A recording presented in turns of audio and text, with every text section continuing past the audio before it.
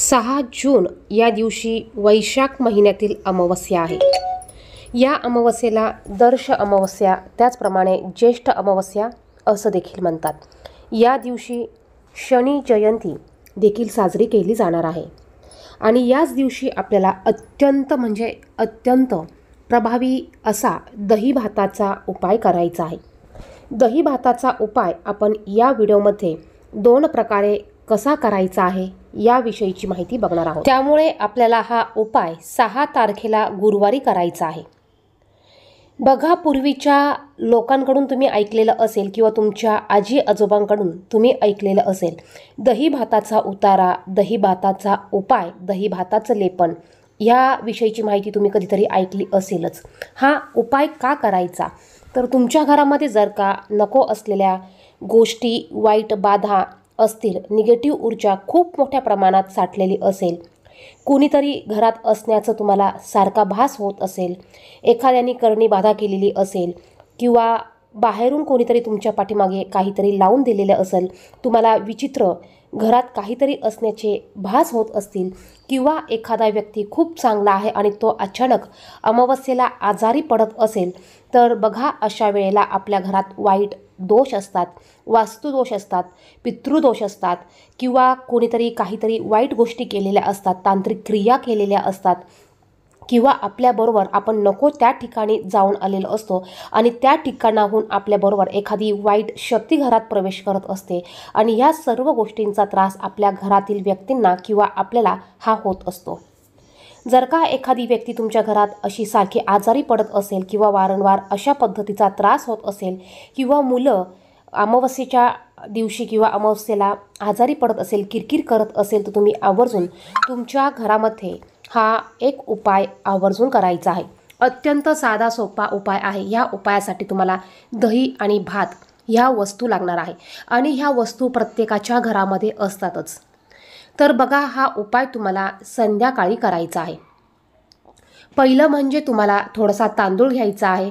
हा तांदूळ तुम्हाला मीठ न टाकता आणि तांदूळ न धुता शिजवून घ्यायचा आहे। हा शिजवलेला भात तुम्हाला थंड करून घ्यायचा आहे आणि त्यानंतर उपाय करण्यासाठी वापरायचा आहे। आता तुम्ही घरामध्ये जो भात खाण्यासाठी शिजवतात तो भात आपल्याला ह्या उपायासाठी वापरायचा नाही। ह्या उपायासाठी तुम्हाला थोडे तांदूळ घेऊन भात हा मीठ न टाकता नवीन शिजवून घ्यायचा आहे। हा उपाय तुम्ही प्रत्येक अमावस्येला करू शकतात। आता अमावस्येच्या दिवशी आपण इतर देखील उपाय करत असतो, जसं की घराची साफसफाई करणे, मुख्य उंबरठा स्वच्छ करणे, दरवाजा स्वच्छ करणे, उंबरठ्यावर हळदीचं लेपन करणे, बाहेर हळद आणि गोमूत्र टाकून घराच्या बाहेर सडा घालणे, घरातील फरची हळद, गोमतीर, जाड मीठ या वस्तू टाकून पुसून घेणे। तर आपल्याला ह्या उपायाबरोबर ह्या गोष्टी देखील घरात करायच्या असतात। तेव्हाच आपल्याला आपण अमावस्येला केलेल्या उपायांचा किंवा सेवांचा उपाय किंवा 100% रिझल्ट हा बघायला मिळत असतो।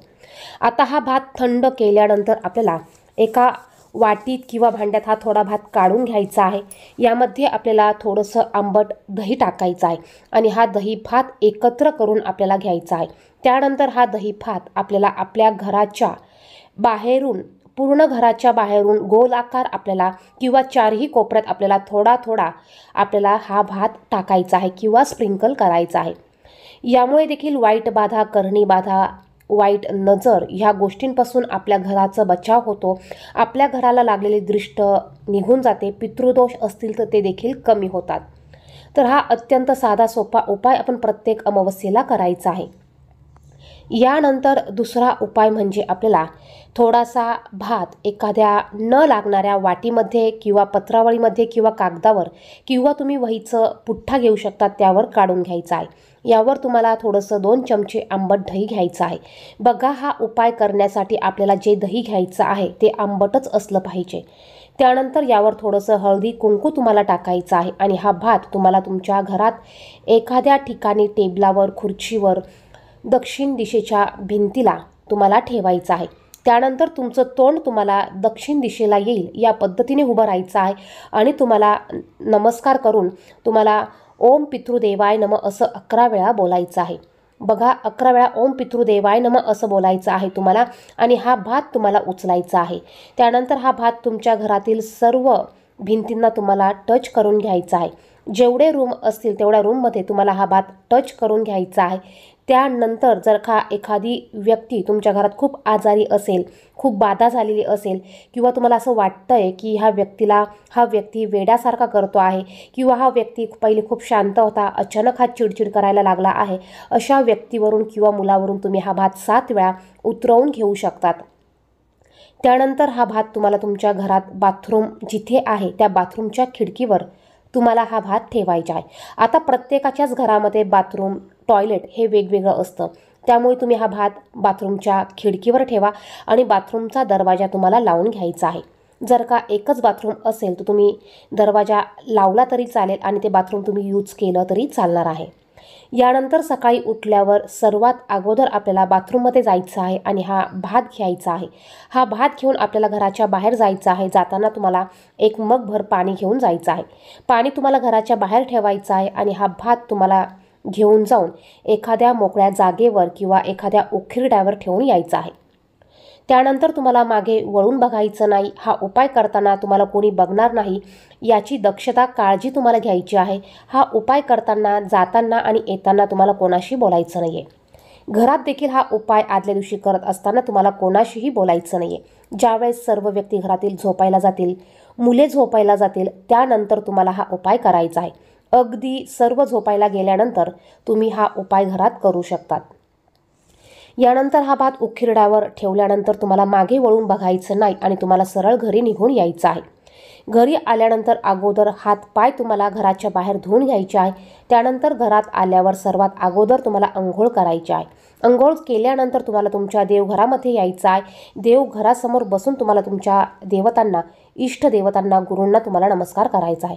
तर अत्यंत साधा सोपा असा हा उपाय तुम्हाला अमावस्येच्या दिवशी करायचा आहे। बघा, साधा दिसणारा उपाय असला तर देखील अत्यंत प्रभावी असा हा उपाय आहे। हा उपाय जर का तुम्ही प्रत्येक पौर्णिमा, अमावस्येला केला तर तुमच्या घरातील सर्व बाधा, वाईट बाधा, पितृदोष, तांत्रिक क्रिया, ज्याही काही गोष्टी असतील त्या सर्व गोष्टी तुमच्या हळूहळू निघून जातील आणि जेव्हा ह्या गोष्टी घरातून निघून जातील त्याच वेळेस आपल्या घराची प्रगती होईल। व्हिडिओमध्ये सांगितलेली माहिती आवडली तर व्हिडिओला लाईक करा। चॅनेलवर नवीन असाल तर असेच माहितीचे व्हिडिओ बघण्यासाठी चॅनेलला सबस्क्राईब करा। धन्यवाद। श्री स्वामी समर्थ।